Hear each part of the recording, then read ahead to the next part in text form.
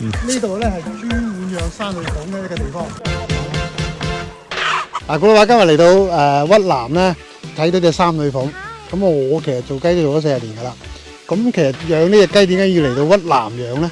我哋開始個初衷好簡單嘅，我哋本身係養一啲快大類嘅雞，我係養咗6年啦。養6年咧，後期發現，養雞我養雞嘅初衷究竟為咗咩咧？其實我係想養一隻好食嘅雞，同埋一隻健康嘅雞。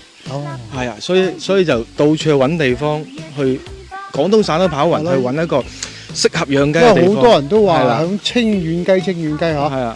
點解唔響清遠養，要嚟到屈南呢度養咧？因為咧主要係環境問題。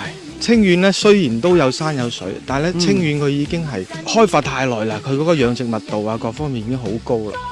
係啊，咁我哋而家呢個地方咧，佢係一個好自然嘅環境。大家見到有山有水。養一隻靚嘅雞咧，一定係要養殖密度非常之低，等隻雞有咗一個自然嘅生長環境，呢隻雞先至真正係好食、係健康、係靚嘅。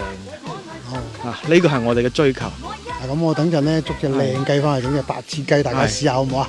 一定要。點樣睇隻雞靚唔靚？首先爪唔尖，跟住個嘴都係好掘嘅，唔係尖嘅，就放養啊！嗱，啲關咧好多啲凹凸痕啊，就會磨損啊等等咧，會相對粗鞋啲嘅，啲腳趾都粗鞋啲嘛，啲皮啊嗰啲，足180呢隻雞。